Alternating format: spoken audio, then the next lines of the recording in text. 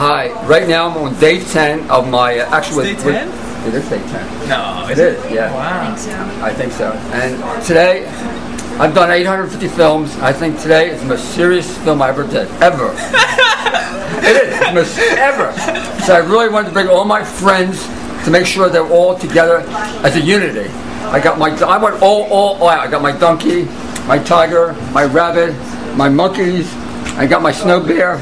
I got my game. I got my hat. I mean, I went all out because I want to realize how important this is.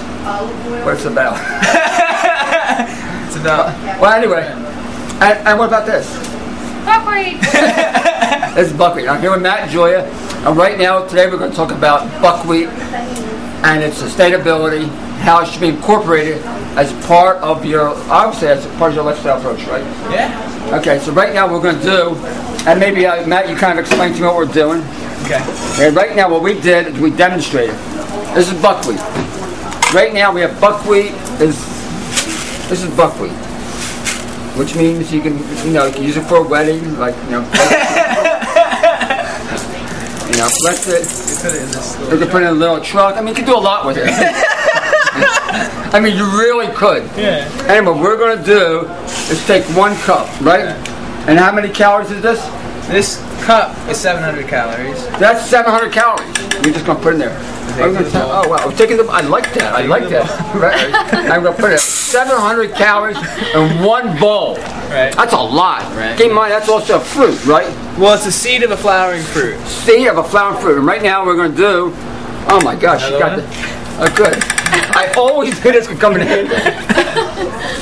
That's 1,400 calories. 1,400 calories. And how many grams of protein this is? That's 67.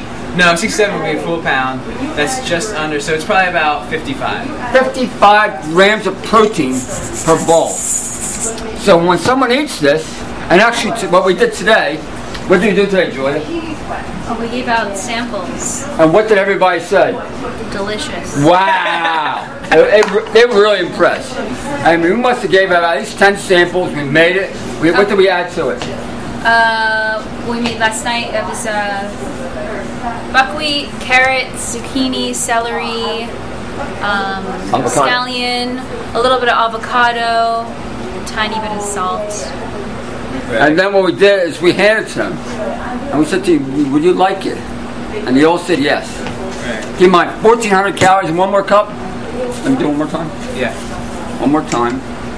Well, yeah. the thing is, let's just do it with 1,400. Okay, 1,400. Because what I want to show is that is basically a. That would be as if you were going to do 3 cups. It would be like all your calories for the all day. your calories. So I want all my calories for the day. Could do it. I like to eat bananas.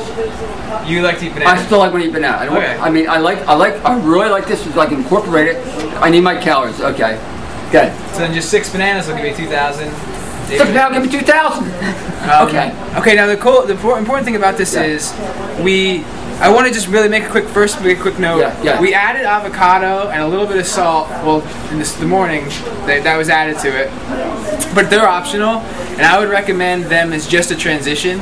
You want to get away from using the avocado for a couple of reasons. One is because of the fat content, the other is because one of the main reasons we're using buckwheat is to be sustainable. And if you're in a climate where you can't attain most tropical fruits, you can't really attain avocado either. So and also the salt was used pretty much because it's like a broader audience who doesn't have refined taste buds because they maybe have not been eating a lot of the right foods, or they're still eating a lot of salt all the time, so their taste buds are not attuned to like the natural sodium in things. But for us, just the celery being in it gives it plenty of flavor, makes it really delicious. So don't think it's like you have to have salt and fat on it to make it tasty. It's good. It's just it's where we're dealing with a large transition now, and I just want to throw a little segue. Like a lot of people think, in order to be a good back to the basics, go back to be a fruitarian, you have to go to tropical forest. I say no, which means you go to your own town. Like we're doing Lansdale, and we're having asking everybody out there. They have 2 acres to lease to Arnold's Way for a whole year, and we'll show them how to do it. Which means 115. I'm serious. This guy's getting near me. Oh, maybe you can. Was it $115 worth of seeds? Which is $15 for the seed. $15? I got $15. if I have, actually I think I do have $15. Actually, I think I have 20. Let's just assume that you do for the sake of keeping the video. Okay, if I have $15 laid on the table, and I had a wife and 2 kids, I could feed a family of 4 on half an acre of buckwheat. I could feed a family of 4 every single day on a half acre of buckwheat. Yeah.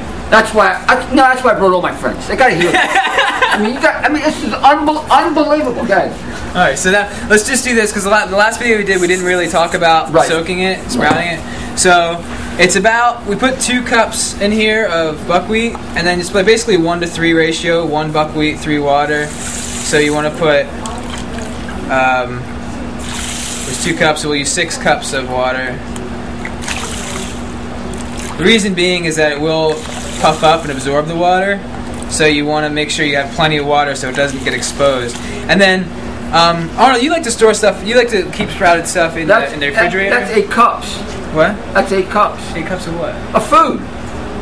No. Someone sits down, they're going to have 6 cups of water, 2 cups of buckwheat, that's 8 cups. Yeah. And that will make 1 meal for 2 people. Yeah, but you're not using all the, it's not like rice where the water goes into the buckwheat. A lot of the water is getting rinsed off. Oh, I see. You know what I'm saying? So it's really just to germinate it. Arnold likes to do it in the refrigerator, but I leave it out in a room temperature climate because then it absorbs more readily. One of the things, actually, a little trick I used to do is it takes about 5 hours to get it to germinate, so where you can eat it.